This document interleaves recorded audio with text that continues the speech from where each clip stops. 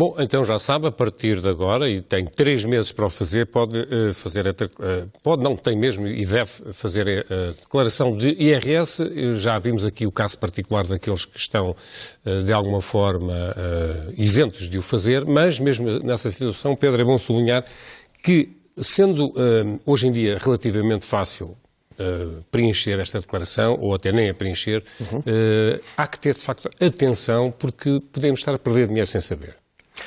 E uma das frases mais importantes que a contabilista mencionada na reportagem disse é que o Estado faz as contas e está preocupado com o dinheiro que o Estado vai ganhar e não o dinheiro que o contribuinte pode vir a receber. É uma questão de justiça.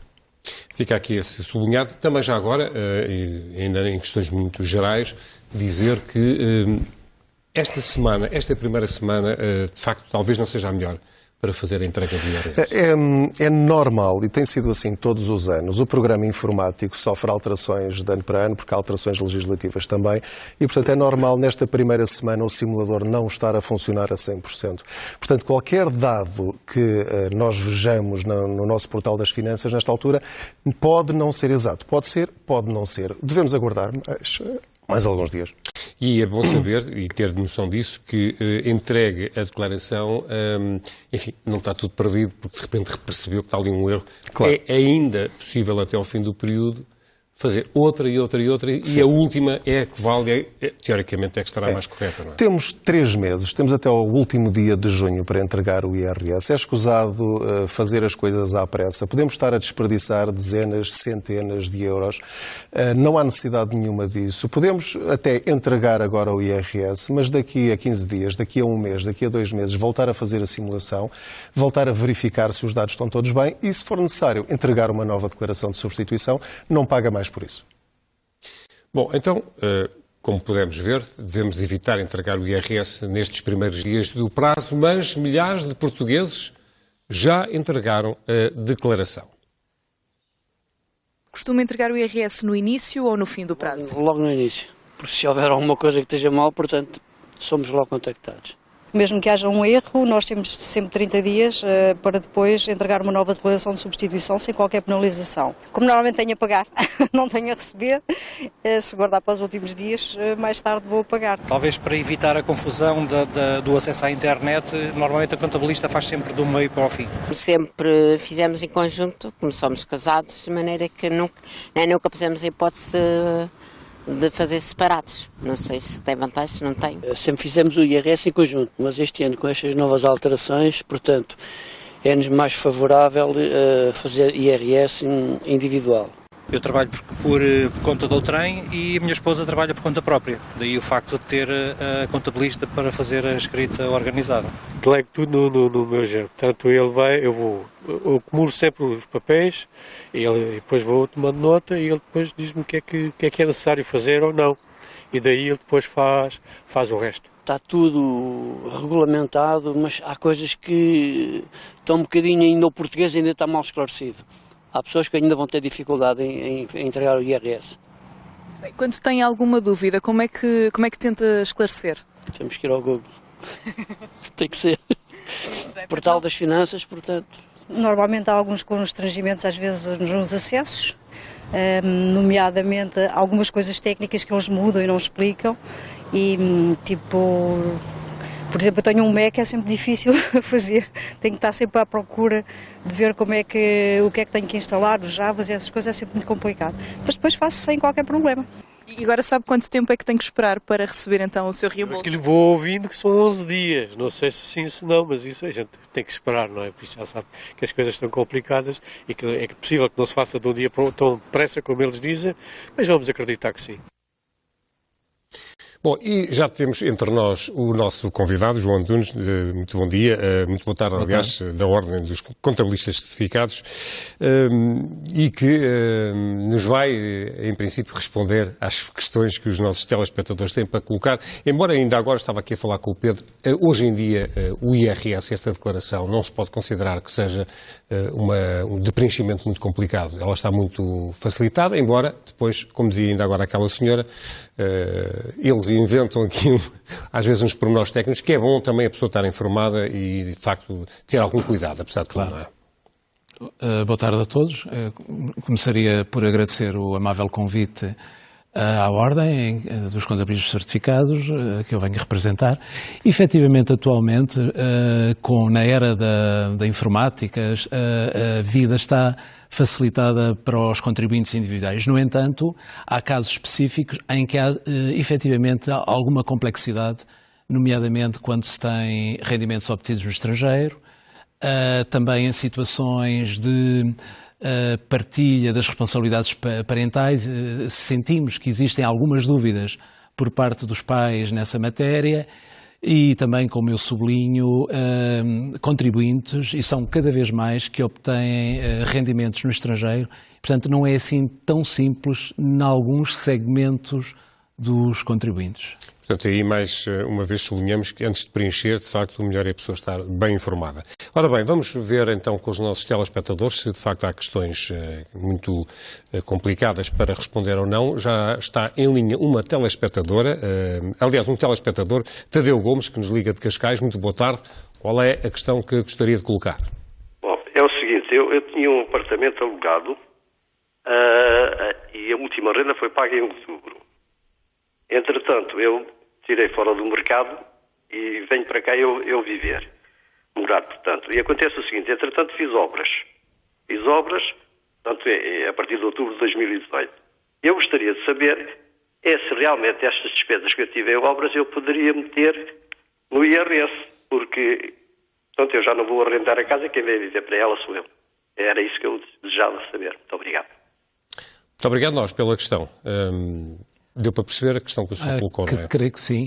Uma das sessões específicas para os contribuintes que têm rendimentos prediais são precisamente as obras nos imóveis arrendados. Se bem entendi, aquele contribuinte já não vai ter rendas, mas se ainda teve o ano passado, será uma dedução específica. Mas ainda assim, o código do IRS permite reportar para a frente quando temos, digamos, rendimentos negativos em termos prediais, quando o valor das obras são superiores ao valor das rendas. Isso é possível repercutir e é uma medida que se aplaude, mas o contribuinte tem que pôr a cruz na opção pelo englobamento. Portanto, ainda que em 2018 tenha tido um rendimento negativo, esse rendimento negativo pode ser reportado para os próximos 5 anos, não me traiçoa a memória, mas é obrigatório fazer a opção pelo englobamento de rendimentos prediais. Pelo que eu entendi da dúvida é que as obras já foram feitas sendo a casa para ele, ou seja, já não foi no período em que a casa esteve arrendada. Portanto, no fundo, ele não fez aquelas obras para o inquilino, mas fez sim para ele. O facto das faturas das obras estarem num período em que já não tem a casa alugada, isso pode ter algum impacto? Não é considerada, aí não é de todo considerada uma despesa, uma dedução específica da categoria F, a menos que este contribuinte tenha a perspectiva de nos próximos anos vir a colocar a casa no mercado e vir a obter rendimentos prediais. Caso contrário, entrarão como despesas gerais familiares, que rapidamente qualquer agregado familiar esgota os 250 euros. Portanto, é bom sublinhar e alertar este nosso espectador, Tadeu Gomes, que só poderá fazer, de facto, esta dedução se as obras forem anteriores, ou pelo menos durante o período em que ele vai colocar nos seus rendimentos, obviamente, aquelas rendas que recebeu durante 2018. Portanto, a declaração dessas rendas tem datas e, portanto, as obras também e as coisas têm que bater certas. É isso, não é? Portanto, para que não haja qualquer confusão, porque se for, de facto, depois, aí é uma obra como qualquer uma nossa, não é? Que façamos nas nossas casas. Já agora, falou em englobamento. Talvez seja uma questão que ainda venha a ser colocada por outras pessoas, diretamente ou por outras razões, mas talvez não quero dar aqui só uma explicação simples do que é essa opção que aparece e que muitas pessoas desconhecem ou ignoram a possibilidade de fazer esse englobamento ou não, de pôr lá a cruzinha no englobamento. Já agora... O código do IRS está cheio de opções pelo englobamento, nos rendimentos prediais, nas mais-valias de partes de capital e também na distribuição de lucros. Significa, atualmente, todos os contribuintes, pessoas singulares que tenham rendimentos prediais, têm uma taxa de 28%. E, portanto, a AT vai tributar os rendimentos prediais a uma taxa autónoma de 28%. Os contribuintes que optem pelo englobamento, O conceito técnico significa que os prediais vão englobar com outros rendimentos, nomeadamente com salários que tenham. E, portanto, nessas circunstâncias não vai ser tributada a 28%, vai ser tributada a taxa que resultar do englobamento, se teve inquilinos que tenham sido empresas, que lhes tenham feito retenções na fonte, essas retenções entram como dedução. A opção pelo englobamento tem que ser racional, obedece a simulações. Havendo dúvidas, os contribuintes devem pedir ajuda de contabilistas, porque só é racional se eu for buscar uma taxa inferior a 28%.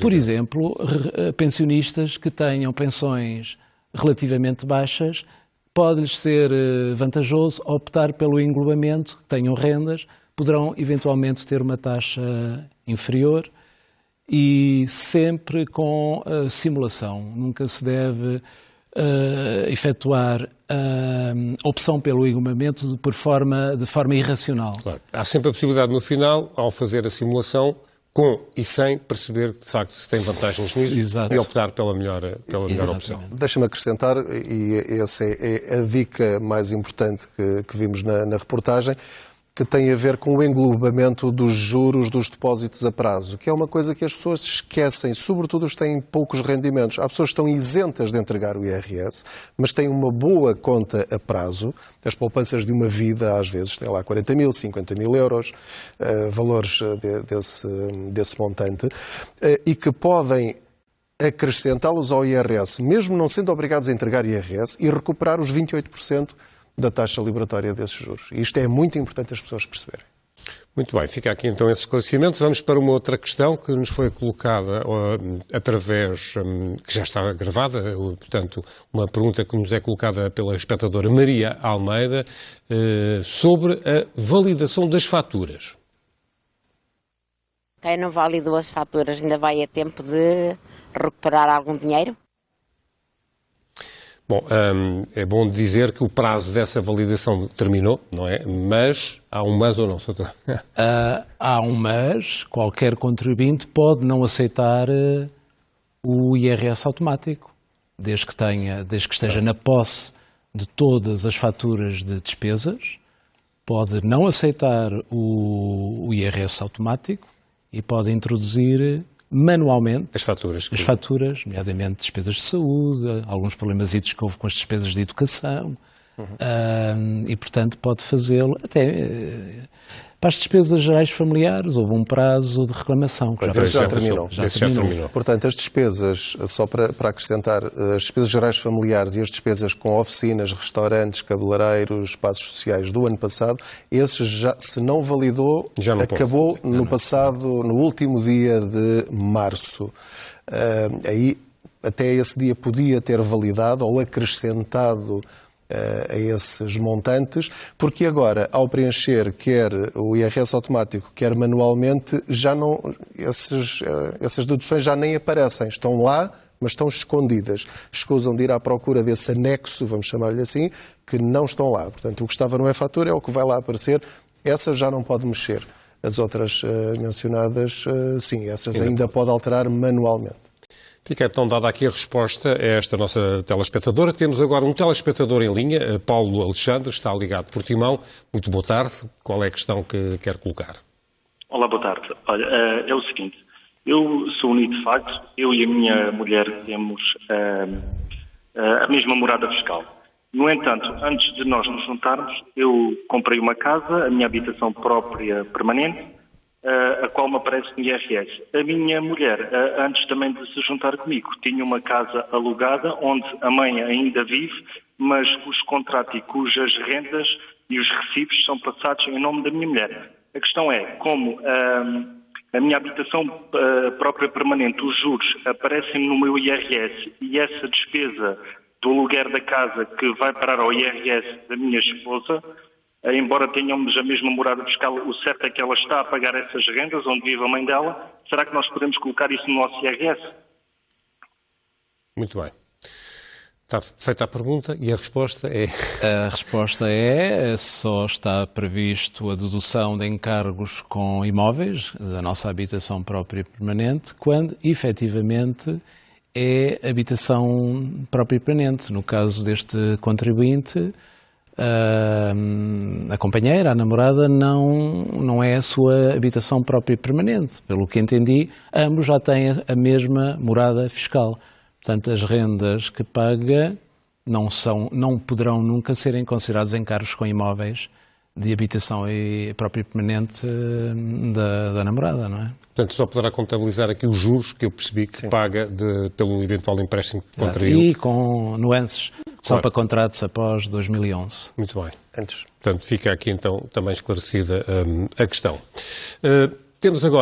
Podemos agora ouvir Teresa Pinho, que coloca uma questão que costuma levantar dúvidas, de facto, nos contribuintes, em alguns contribuintes. A minha sogra morreu em setembro e eu disse ao meu genro para ele ver como é que era em relação ao IRS do ano passado da avó, porque não sei se tem de declarar, se basta fazer o automático ou se não é preciso fazer nada. Muito bem. Esta é uma dúvida que se levanta. Não é? É recorrente. Felizmente, que não é todos os dias que têm que se confrontar com uma situação destas, mas ficam sempre na dúvida, como é que eu faço? Não é? Se eu bem entendi, o que está aqui em causa é o mínimo de existência, não é? Portanto... Uma pessoa que morreu no ano passado tem de entregar IRS ou não? Então não ouvi bem, pensei que estava em causa... Não, morreu, sim, exato. Portanto, faleceu e a senhora alerta ao neto, o que é que eu faço? Não faço havendo nada, cônjuge sobrevivo, tem que ser o cabeça de casal, que suponho que é o neto, que tem que submeter a declaração do contribuinte falecido. Portanto, neste caso, se o neto for o cabeça de casal, é importante... Neto ou a viúva? Se a senhora for a viúva, é ela que tem que fazer. Mesmo que tem a obrigação declarativa do cônjuge falecido. Até à data do falecimento. Até à data e depois, após a data dela, se optarem pelo... Isto também é importante sublinhar... O cônjuge sobrevive pode optar pelo englobamento do cônjuge falecido. Faleceu, exatamente. Pode, de facto, tem nuances, como em matéria fiscal há imensas nuances, desde que não volte a casar até 31/12 esse ano, pode optar pelo englobamento com os rendimentos do Portanto, deve recusar falecido. o IRS automático nessas circunstâncias. Perdão? Deve recusar o IRS automático. Deve recusar o IRS automático, porque há um período que tem que declarar desde o 1 de janeiro até a data do falecimento. É uma situação complexa que, na maior parte dos casos, seria conveniente contratar um contabilista certificado para tratar, não é? Sem dúvida. Porque às vezes, pela experiência que temos de casos que nos chegam, as pessoas, como não têm conhecimento, cometem muitos erros, inventam muito. Exatamente. E, portanto, no caso de haver óbitos, é muito aconselhável perder o dinheiro a 20, 30 euros, 40 euros, o que for, e fazer as coisas como deve ser para evitar situações mais difíceis no futuro. E recorrer a um contabilista certificado. Fica aqui então a sugestão também para esta e outros espectadores que possam ter então este ano uma situação para declarar de óbito de algum familiar relativamente ao ano passado. Pedro Emanuel telefona-nos da Amadora, está agora em direto. Muito boa tarde. Qual é a questão que quer colocar? Doutor, boa tarde. É o seguinte, eu gostaria de saber, no fundo, mais informações acerca daquela questão da recuperação da retenção na fonte, o estágio 28%, a taxa liberatória, não só se é possível ir buscar mais atrás, portanto, essa taxa, ou se é somente no ano passado. Presumo que sim, não é? E, no fundo, era só isso. Portanto, a nível de certificados de aforro e de tesouro, etc. Muito bem. Também isso. Pedro Emanuel, uma pergunta muito concreta, vamos a uma resposta muito concreta também. Só pode recuperar, efetuando a opção pelo regulamento, relativamente aos rendimentos de capitais do ano anterior. Só, 2018, claro. Só. Mesmo indo para o mecanismo da reclamação graciosa, não me parece que seja atendido esse mecanismo da reclamação graciosa. Só relativamente a rendimentos de capitais sujeitos à taxa liberatória auferidos no ano anterior. Deixa-me reforçar o ponto que o João mencionou há pouco, logo no princípio, que é isto tem de ser uma escolha muito racional, ou seja, é preciso simular sempre para ver se compensa ou não, porque basta uma pequena diferença de rendimentos para valer a pena ou não valer a pena. Claro. Não deve achar que vou englobar e o resultado que me der é o melhor possível. Há situações em que pode recuperar a totalidade dos 28% dos depósitos a prazo, por exemplo, e há outras situações em que vai pagar mais imposto. Portanto, é preciso simular sempre e da forma correta para depois avaliar. Agora, há muitas situações em que as pessoas podiam receber muito dinheiro e não recebem. E fica aqui então esse alerta, até porque a pessoa não é obrigada a escolher a opção que lhe é colocada. Tem mesmo a opção de escolha e, portanto, havendo a opção de escolha, e o tem que IRS fazer automático é perigoso, entre aspas, justamente por causa disso, porque o Estado facilita tanto as coisas que para não terem trabalho é só clicar em aceitar e está feito. No entanto, há uma quantidade ainda grande de opções que, se as pessoas tiverem conhecimento e informação ou contratarem profissionais, podem ir buscar muito mais dinheiro do que aquilo que o Estado oferece pela simplicidade do processo. E é este o ponto que as pessoas devem fixar a partir de agora. Ter muito cuidado com o IRS automático. Vamos para outra questão que nos é colocada pelo espectador Luís Simões, que pode também interessar a quem trabalha no estrangeiro. Então, e no estrangeiro, como é que as pessoas fazem o seu IRS em Portugal, se estiverem no estrangeiro? Bom, era aquela questão que falava há pouco, não é? É uma questão que me preocupa muito e nos preocupa a todos que trabalham nesta área fiscal. Eu, por exemplo, estou a acompanhar um caso de um trabalhador que foi para o estrangeiro em 2013, não alterou a sua morada fiscal, houve cruzamento de informação com as autoridades desse Estado, que é um Estado-membro da União Europeia, e agora que está com um problema grave, que tem que ser resolvido.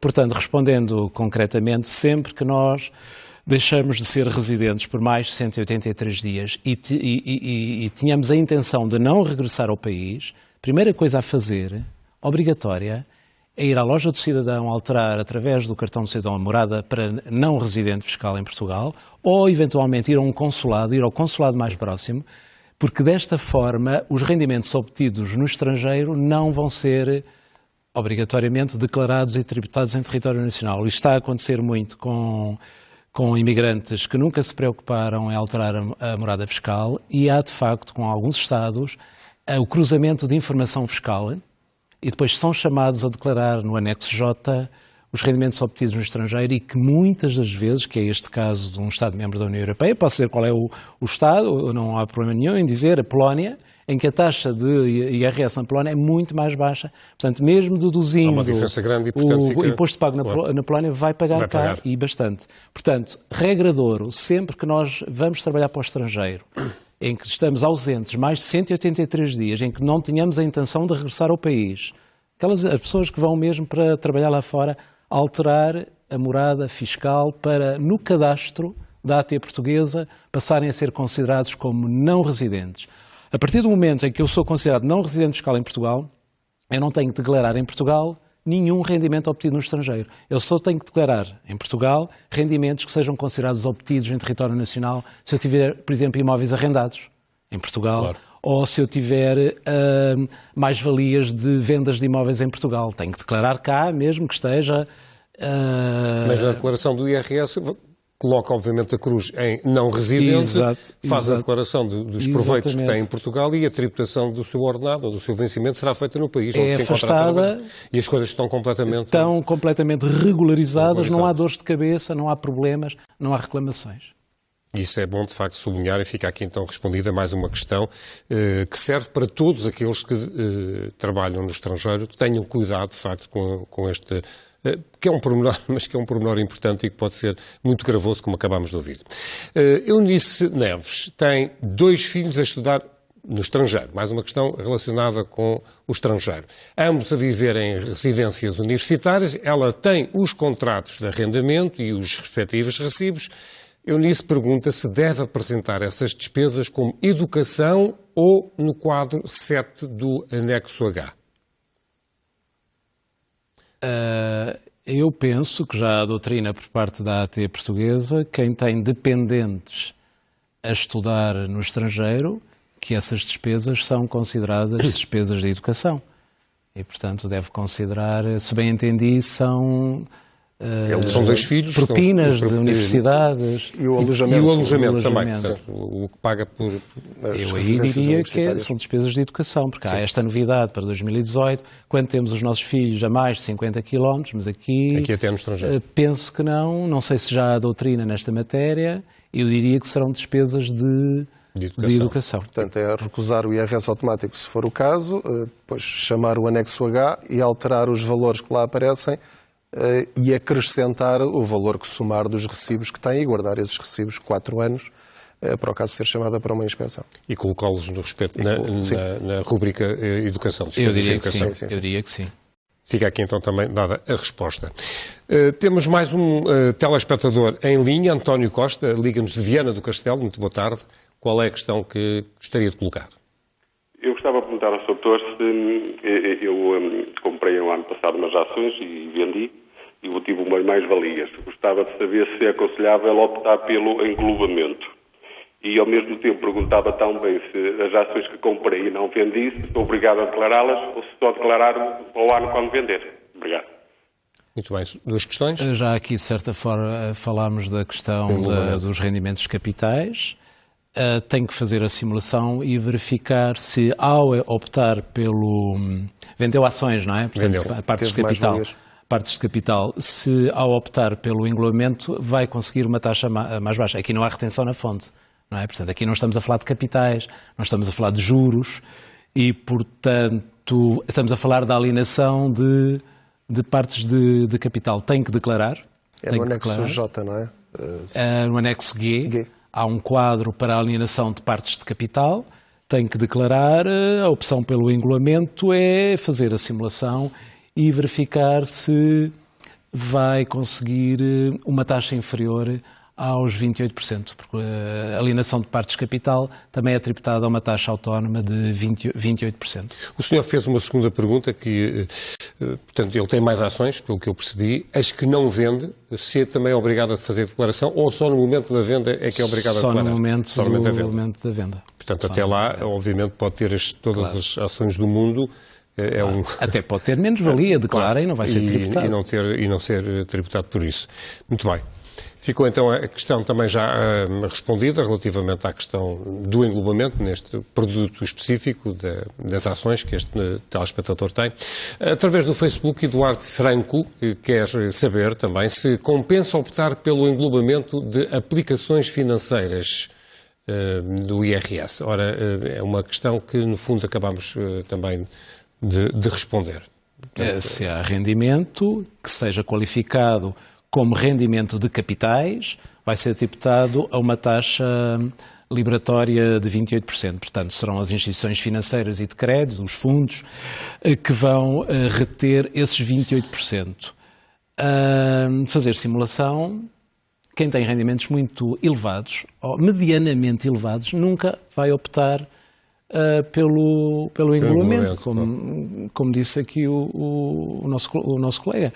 Portanto, só faz sentido optar pelo englobamento se for possível reduzir a taxa geral de IRS. E isso é sempre feito através da simulação. É a melhor ferramenta que, de facto, o contribuinte tem. O que é interessante é a possibilidade de pessoas que estão isentas de entregar o IRS, que não são obrigadas, ou porque têm reformas muito baixinhas, que recebem o salário mínimo nacional. Imagina, por exemplo, um casal em que os dois recebem o salário mínimo nacional, não fazem nenhuma retenção na fonte, portanto não precisam entregar o IRS. Se tiverem alguma fonte de rendimento de capitais, depósitos a prazo, um fundo de investimento que resgataram, ações ou qualquer, no caso de dividendos, não a venda de ações, que isso é uma coisa diferente. Portanto, tudo o que recebam de juros, os quais foram tributados a 28% de taxa liberatória, faz todo o sentido entregar o IRS só para englobar esses valores, porque quase de certeza que vão receber a totalidade desses 28%. E eu acho que quase ninguém sabe disto. E é muito importante que os portugueses, pelo menos, conheçam essa possibilidade. E, portanto, aqui é dinheiro não deles, optar que podem ter, pelo IRS automático. As pessoas... Claro que não, recusar o IRS automático, obviamente. Porque o IRS automático não tem a opção do englobamento. Porque é opcional, é só para quem quer. E o Estado não avisa as pessoas que podem fazer isso de uma forma clara. Ora, vamos então para mais uma questão que nos foi colocada por Ana Moraes, é sobre as cotas pagas a ordens profissionais. Isa quer saber se as pode declarar no IRS automático ou se tem de preencher a declaração manualmente para as declarar ao anexo devido.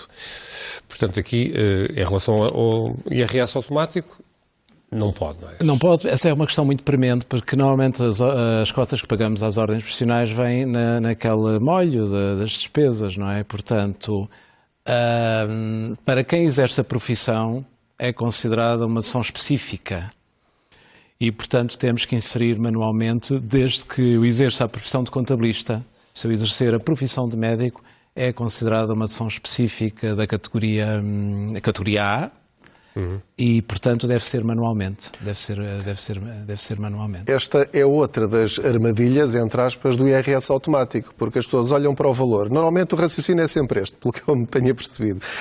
Aparece o valor. Desde que receba e não tenha de pagar, já está tudo bem, aceitam logo, porque não estão para ter o trabalho. E depois perdem todas estas pequenas deduções que, todas somadas, podem representar mais, em vez de receber 400, podem receber 700. Em vez de receberem 700, podem receber 1000. E, portanto, as pessoas não devem encarar o IRS automático como a solução para os seus problemas, mas sim como uma oportunidade de receber aquilo e mais, se estiverem dispostas a ter um bocadinho mais de trabalho e perceber como é que estas coisas funcionam. E, mais uma vez, sublinhamos que se por acaso preencheu a declaração e submeteu e de repente há um colega que lhe disse então, mas não fizeste desta forma e a pessoa chegar à conclusão que não fez, dentro do prazo ainda pode fazer uma nova declaração, já devidamente corrigida, sim, porque será essa que será vai a ao portal última. das finanças, entregar IRS, declaração de substituição, preencher tudo manualmente e submeter novamente. E sempre que submeter uma nova, substitui a anterior. Anula a anterior. Anula a anterior. Já agora, uma questão que pode ser colocada, Sr. Imaginemos um caso, uma pessoa que de facto submete hoje e daqui a 2 semanas recebe um reembolso qualquer e mais tarde apercebe-se do erro e pensa que, como já recebeu o dinheiro, que já não pode fazer nada. Ora, pode ainda retificar e depois haverá um acerto de contas por parte das finanças. Portanto, ainda pode receber o tal valor acrescido mais tarde. Será um mecanismo da reclamação graciosa. O facto das finanças terem pago não quer dizer que o processo está fechado. Se verificar que houve um erro portanto, a seu favor, não é? Tem todo o interesse em alterar o tal mecanismo da reclamação graciosa, que naturalmente há prazos, eu diria que serão 120 dias após o prazo legal da entrega, que agora está fixado em fim de junho, mas pode com certeza. Pode. Portanto, não é um drama. Até para situações... Descobri que fez mal. Não. Até para situações relativamente graves, vamos chamar-lhe assim. Por exemplo, entreguei em separado e agora descobri que se entregasse em conjunto íamos receber mais 1000 euros. Volta a fazer a declaração. Mas já recebi, então já não vale a pena. Não, vale a pena. Volta a entregar e depois, isto demora depois, às vezes meses, não é? Mas vai chegar a uma altura em que vai receber a diferença. É a diferença entre receber, nem que seja mais tarde, ou não receber nada. Exatamente. Portanto, não desistir só porque já entregamos ou só porque já recebemos. Claro. É sempre possível recuperar desses erros. Bom, vamos então para mais uma questão que nos foi colocada por Sara Martins, que quer saber a diferença entre consignar o IRS e o IVA, porque são de facto também 2 opções que nos são colocadas quando queremos, de alguma forma, que os nossos impostos ajudem uma instituição ou um organismo qualquer. Doutor, qual é a diferença? Há diferenças? De facto uma diferença, é uma dúvida que também não é muito bem explicada pela autoridade tributária. Como disse ali o Pedro, consignar 0,5% do nosso IRS para instituições que estejam no nosso coração, digamos assim, do nosso agrado, não vamos deixar de receber menor reembolso, nem vamos pagar mais por isso. É uma parte do nosso imposto que é alocada à IPSS da nossa preferência ou do nosso coração. A questão do IVA, aí sim que já mexe no nosso bolso. Portanto, se nós consignarmos o IVA, já vamos receber menos aquela parte ou vamos pagar mais, no caso dos contribuintes que tenham que pagar. Portanto, há aqui uma diferença Posso colocar a muito pergunta, importante. qual é a vantagem então de consignar o IVA? É porque provavelmente há pessoas que têm essa intenção de mecenato, Portanto, acabam por dar mais, é isso? Exatamente. Podem dar mais se fosse só o IRS. Exatamente. E tendo disponibilidade. E têm aquela isso, intenção social, claro. sabe? Uma questão de intenção social. E deixa-me só acrescentar um pequeno detalhe, que é o IRS podemos dar 0,5% do valor que entregamos ao Estado, o Estado pega naquilo e dá esse tal 0,5% do imposto que eu paguei àquela instituição. No caso do IVA, não é 0,5% do IVA, é a totalidade daquela dedução que nós amealhamos ao longo do ano nos restaurantes, cabeleireiros, oficinas, espaços sociais e veterinários. Portanto, todo esse valor que nós podíamos pagar a menos de imposto, nós abdicamos dessa dedução e oferecemos à instituição do nosso coração a totalidade desse valor. O outro é só 0,5% do imposto do IRS que não sai do nosso bolso. O outro sai do nosso bolso, como disse o Fica João. então aqui esclarecida esta diferença de facto importante entre IVA e IRS. Vamos para mais um telefonema de um espectador que já está em linha, João Campos, está a telefonar de Sintra. Muito boa tarde. Qual é a questão que gostaria de colocar? Boa tarde. Eu sou aposentado já há 15 anos por doença crónica. E estou a tentar meter o IRS através do automático e ele não me aceita. Será porque eu tenho uma incapacidade superior a 60%? Disse inferior ou superior? Não, superior a 60%. 60%.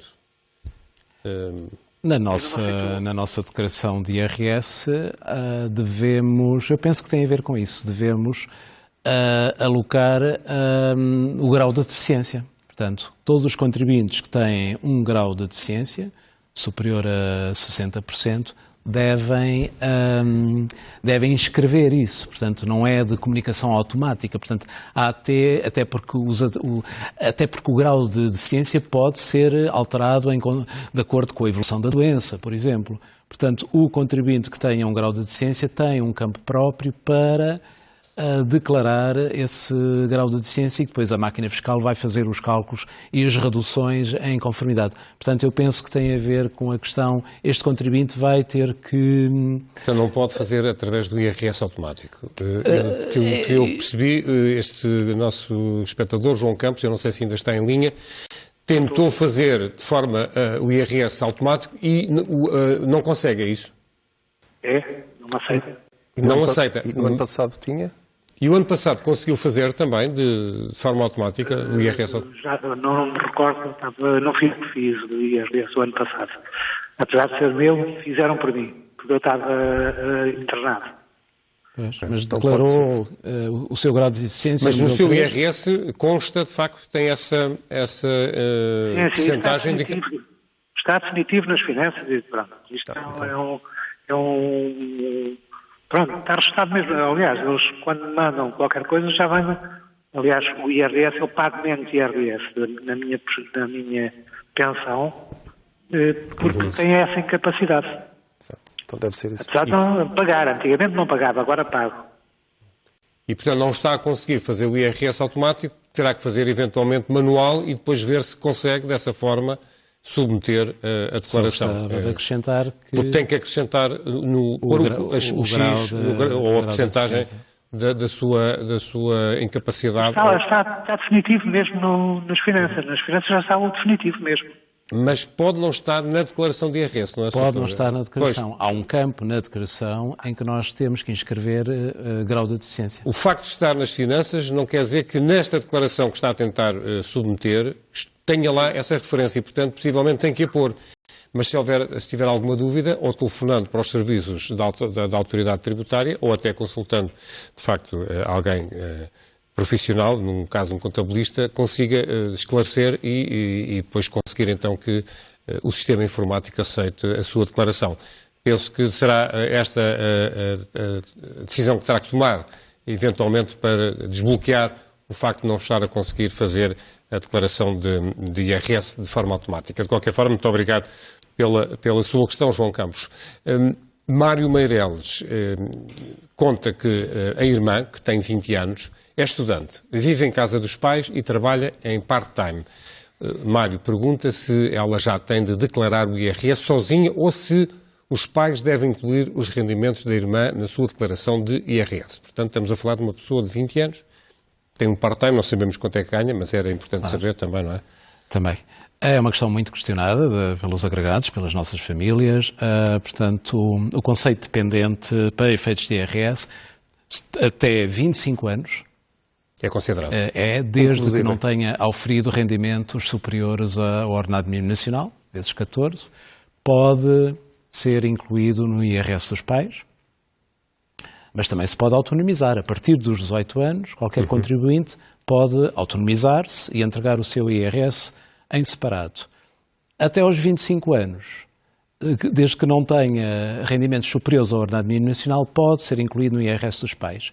Abaixo dos 18 anos, mesmo tendo rendimentos superiores ao ordenado mínimo nacional, e há muito, crianças que sejam atores nas telenovelas ou na publicidade, até aos 18 anos, tem que sempre, obrigatoriamente, ser incluído no IRS dos pais. Portanto, fica aqui completamente esclarecido a questão da idade e depois também dos rendimentos e também, mais uma vez, fazendo as simulações nas duas circunstâncias, a pessoa pode chegar à conclusão qual é a mais proveitosa. Um jovem de 20 anos pode ter interesse em pedir um empréstimo. Portanto, pode-se autonomizar e apresentar o seu IRS separado.